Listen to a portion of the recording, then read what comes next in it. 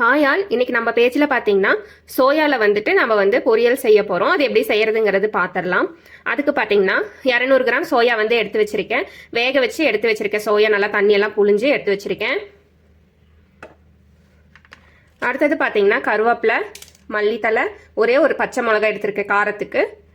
பெரிய வெங்காயம் ஒரு வெங்காயம் எடுத்து வச்சிருக்கேன். சின்னதாக ஒரு தக்காளி எடுத்து வச்சிருக்கேன். தக்காளி வந்து ரொம்ப சேர்த்துறாதீங்க. சின்னதாக ஒரே ஒரு தக்காளி எடுத்துக்கோங்க. பெரிய தக்காளியாக இருந்தால் அரை தக்காளி எடுத்துக்கோங்க. இஞ்சி பூண்டு பேஸ்ட் எடுத்திருக்கேன். இப்போ எப்படி செய்யறதுங்கிறது பார்த்துடலாம். ஸோ எண்ணெய் ஊற்றிட்டேன். எண்ணெய் ஊற்றினதுக்கப்புறம் கடுகு போட்டுக்கிறேன். கடுகு போட்டதுக்கப்புறம் கடுகு பார்த்தீங்கன்னா நல்லா பொரிஞ்சிருச்சு. இப்போ வெங்காயம் போட்டுக்கலாம் நம்ம. ஸோ வெங்காயம் போட்டுக்கலாம். வெங்காயம் போடுறப்ப பார்த்து போடுங்க. வெங்காயத்தில் இருக்கிற தண்ணி வந்து நம்ம மேலே வந்து படும். கருவேப்பிலை போட்டுக்கலாம். ஸோ இதை நம்ம நல்லா வதக்கிக்கலாம்.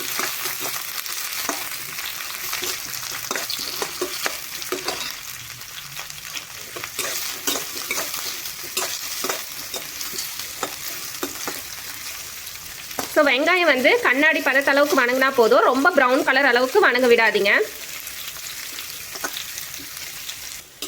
வெங்காயம் பார்த்தீங்க அப்படின்னா நல்லா கண்ணாடி பதத்தளவுக்கு நல்லா வணங்கிருச்சு. ஸோ இப்போ இந்த ஸ்டேஜில் வந்து நம்ம தக்காளி போட்டுக்கலாம். தக்காளி ஒரே ஒரு தக்காளி, சின்ன தக்காளி. பெரிய தக்காளியாக இருந்தால் அரை தக்காளி போட்டுக்கோங்க. ஒரே ஒரு பச்சை மிளகாய் கீறி வச்சுருக்கேன், அதையும் போட்டுக்கலாம்.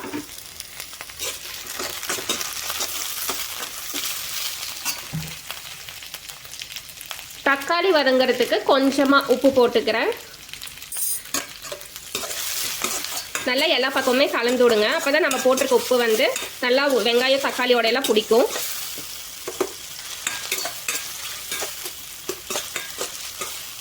தக்காளி பார்த்தீங்கன்னா நல்லா வணங்கிருச்சு. இப்போ இந்த ஸ்டேஜில் வந்து நம்ம சோயா வேக வச்சு எடுத்துருந்தோம் பார்த்தீங்களா, அந்த சோயா வந்து நம்ம இது கூட சேர்த்துக்கலாம்.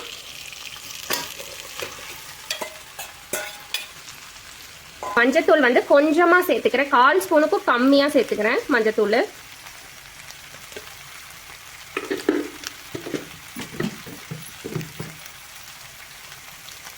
நம்ம தக்காளி ஆட் பண்ணக்கப்புறம் கொஞ்சம் உப்பு ஆட் பண்ணியிருப்போம். இப்போ வந்து 1 ஸ்பூன் அளவுக்கு ஆட் பண்ணிக்கிறேன். உங்களுக்கு வந்து உப்பு எவ்வளோ தேவையோ அந்த அளவுக்கு நீங்கள் வந்து ஆட் பண்ணிக்கோங்க. ஸோ நம்ம வந்து சோயா வந்து நம்ம வேக வச்சு எடுத்தனால நம்ம வந்து இது வந்து ரொம்ப நேரம் வேக வைக்கணும் அப்படின்ட்டுலாம் இல்லை. நம்ம உப்பு, மஞ்சத்தூள், மசால் தூள்லாம் போட்டு நல்லா 1 நிமிஷம் கலரி எடுத்துட்டிங்கனாவே போதும். நம்மளுக்கு அருமையான நம்மளுக்கு சோயா பொரியல் வந்து நம்மளுக்கு ரெடி ஆயிரும்.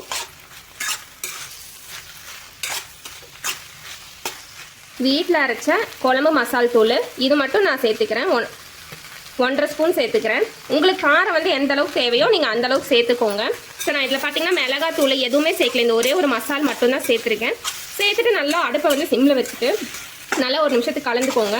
ஃபாஸ்ட்டாக வச்சு நீங்கள் மசால் தூள் போடும்போது நம்மளுக்கு வந்து மசால் தூள் வந்து நம்மளுக்கு வந்து தீஞ்சு போயிடும். ஒரு 1/4 ஸ்பூன் அளவுக்கு தண்ணி ஊற்றிக்கிறேன்.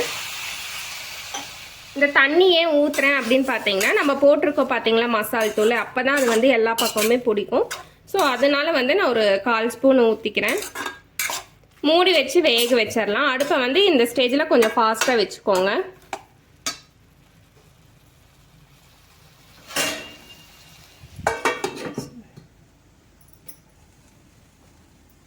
ஸோ ஒரு 2 நிமிஷம் ஆயிடுச்சு. 2 நிமிஷம் கழித்து நம்ம எடுத்து பார்த்துக்கலாம்.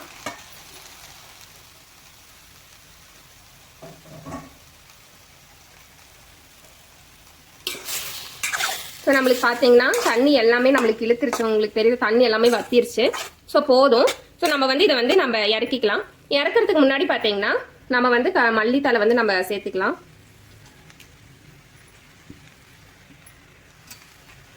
இஞ்சி பூண்டு பேஸ்ட் எடுத்தேன், ஆனால் போடவே இல்லை, சாரி. ஸோ லாஸ்ட்டாக இப்போ இஞ்சி பூண்டு பேஸ்ட்டே போட்டு நான் மறந்துட்டேன் போடுறதுக்கு, சாரி. ஸோ இதையும் போட்டு நல்லா ஒரு 2 நிமிஷத்துக்கு கலந்துக்கலாம்.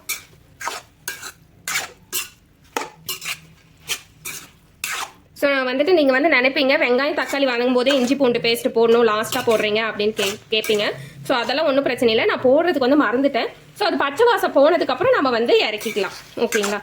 ஸோ இஞ்சி பூண்டு பேஸ்ட் போட்டு ஒரு 2 நிமிஷம் நல்லா வணக்கலாம். அப்போ தான் அந்த பச்சை வாசம் போகும்.